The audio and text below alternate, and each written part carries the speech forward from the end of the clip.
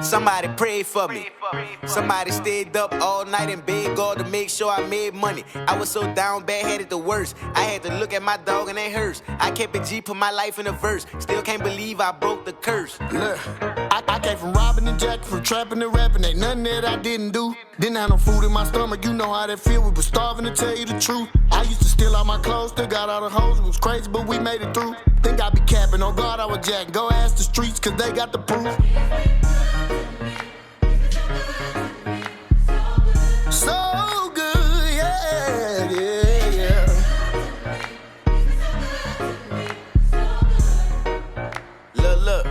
Look. I got some real ones living through me. Real ones love me, can't let you do me. We ain't been through nothing, can't say you knew me. Sometimes it takes a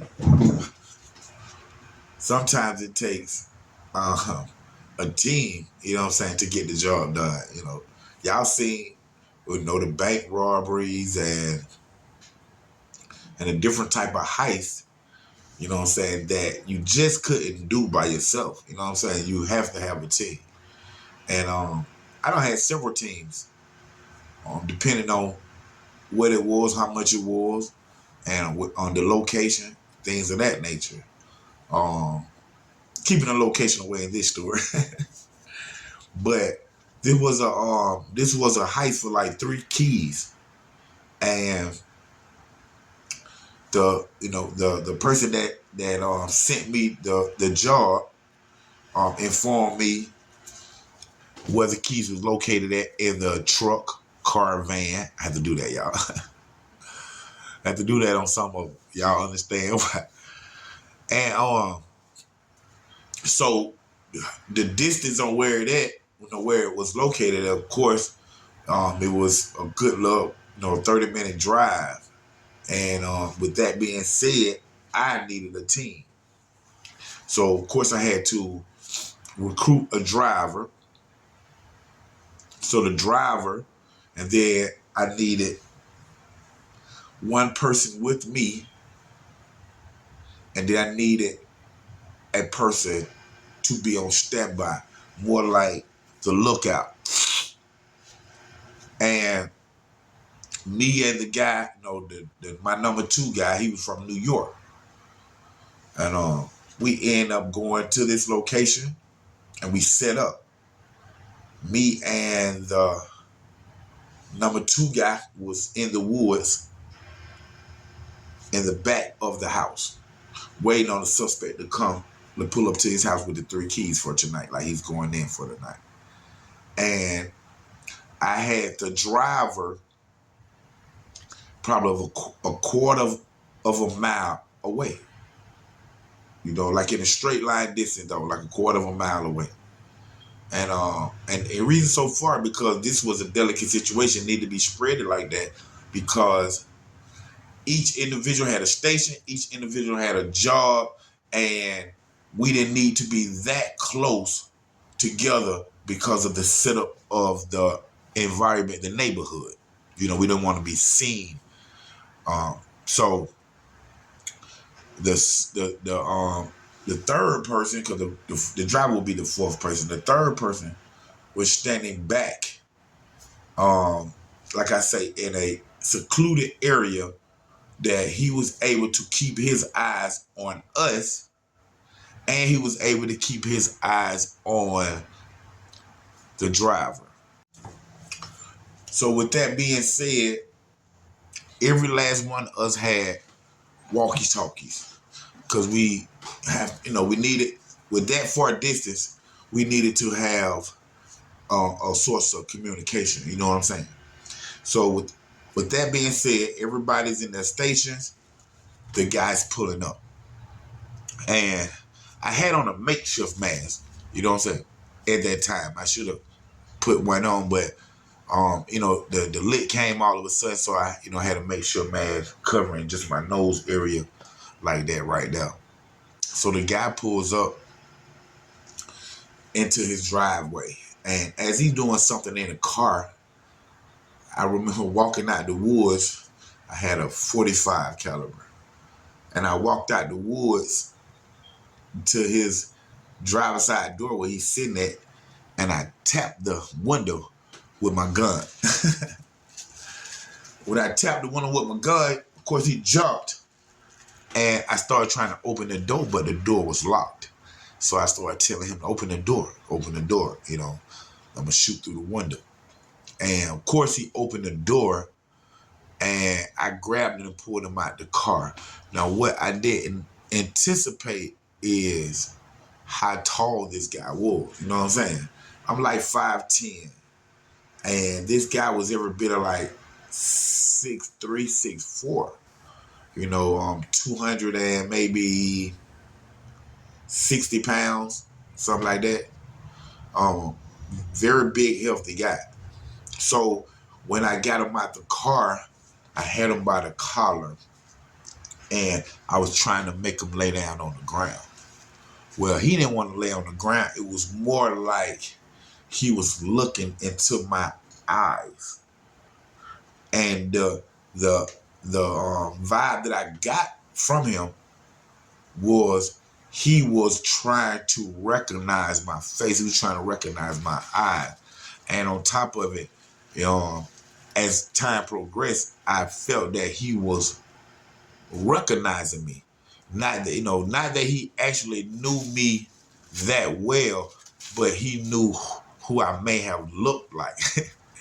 So even that, if he gets that right, then it would lead back to me. You know what I'm saying? So once I seen that he was like trying to figure out who I was, I was pulling him down to the ground. I put my leg right there to clip him down. You know what I'm saying? But as I'm doing that, he's not wanting to go. Of course he do. So as I'm doing that, trying to clip him down, he grabbed my gun. And like I said, this guy's a big guy. So right now, I'm feeling like, okay, he's trying me. You know what I'm saying? And I don't want to shoot him. You know what I'm saying? Because I know who he is and his family and whatnot. But he very, like I said, he's a very older guy too. But I don't want to shoot him. You know what I'm saying? I don't want to hurt him. But here he is, got my gun, and it's like he's turning my wrist like this. And he got the gun aimed at me. You know what I'm saying? But I have the control of the gun with the trigger and everything, but he got my wrist. So with that being said, I felt you mess that nerve in that wrist, it would release. You know what I'm saying? And I felt his strength of that. And even though I had control of the trigger, I didn't fully have control of the weapon itself. So I started having to call to my partner who's watching me handle this. You know what I'm saying? He stayed right at the borderline of the wood area. And what he was doing, it was my number 2 guy. As I was handling the guy with the 3 keys of cocaine, he was watching the house.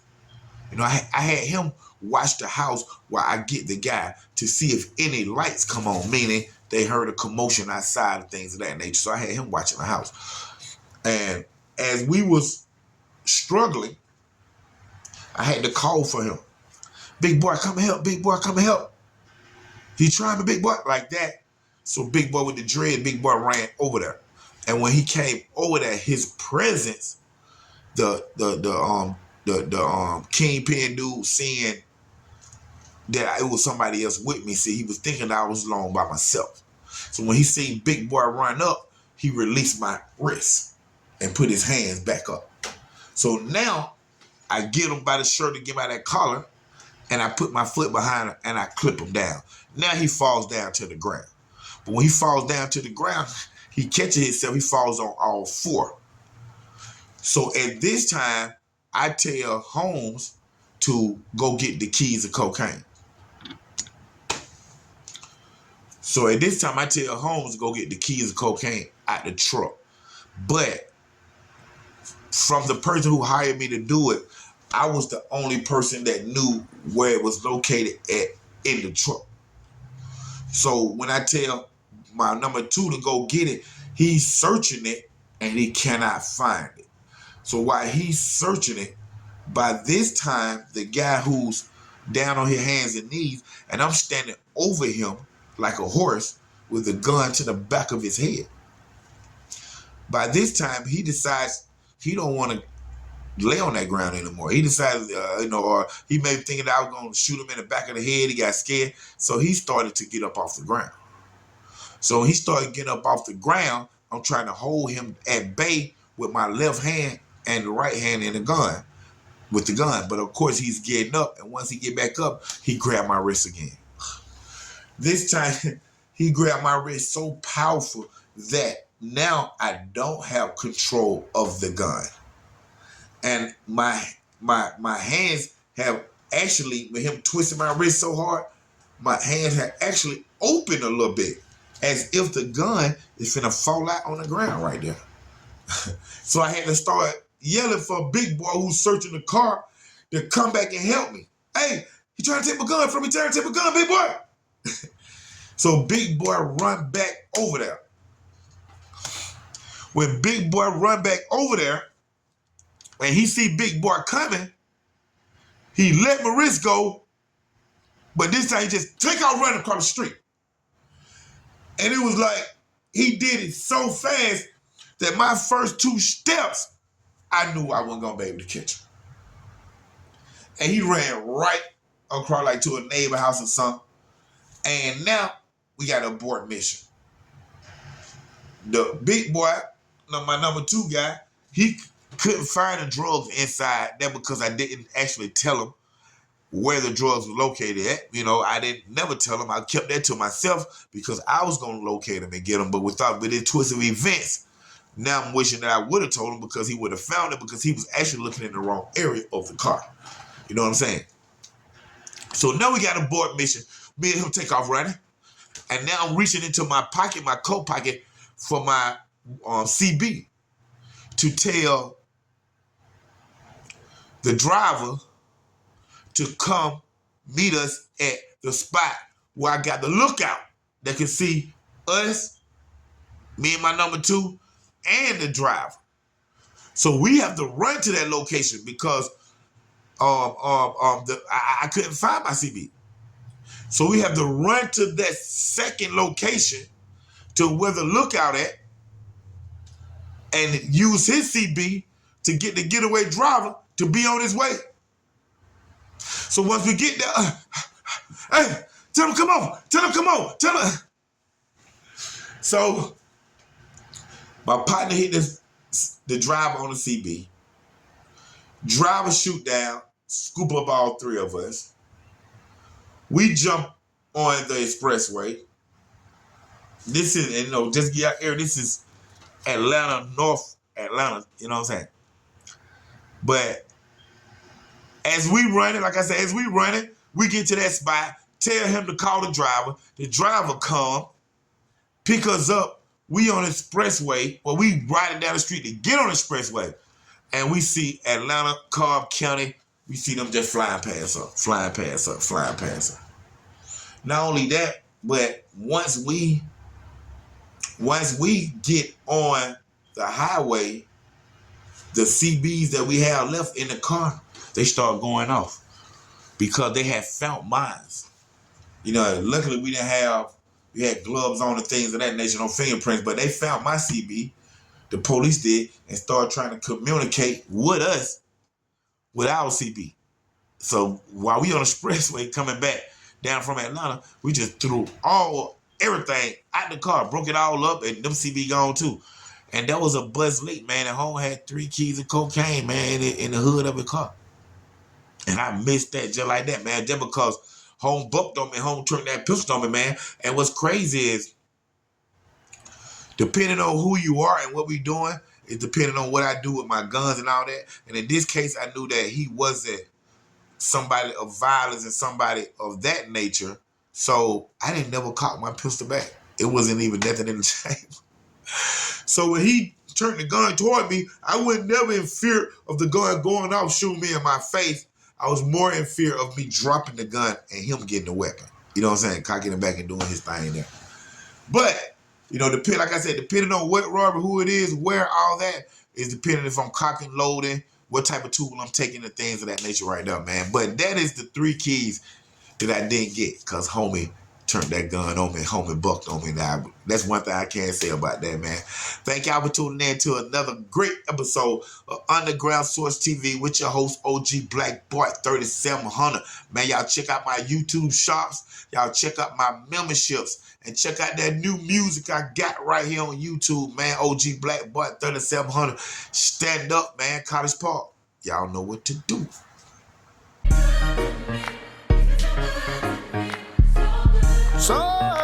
So good, yeah. So good, yeah. I remember them days trying to get paid. We was hungry than a bitch. Don't switch on your brothers, don't fuck with no others. Don't let another nigga diss. Ray got the 9, JC got the Drake. Neither one of them gon' miss. Don't play with my cheese, don't fuck with no rats. I'll turn you into Swiss. Don't beef for no nigga unless it's the money, but it's never about a bitch. I'm all in New York, I'm all at the game. I don't even watch the Knicks. I'm not for the games, can't fuck with my brain. I ain't nothing for the tricks. Cause you can get shot in this bitch. Somebody gon' drop in this bitch. Hey, I'm really just thanking the Lord for the power. Get your shit on these niggas for hours. Was kicking in those day to day touching powder. Fuck a rat, hope the Lord clear the cow. Away from the gang, keep the gang out the towers. If they go, they be home in some hours. Done touch so much money this month, 100,000. Fuck a hop, I don't land in my county. Your bitch nigga tripped and I'm dropping a bounty. I thank God that this rapping shit found me. Cause I was too deep in them streets really clowning. Hitting shit like Jadavian Clowney. But see now I kick shit like I'm Ronda Rousey.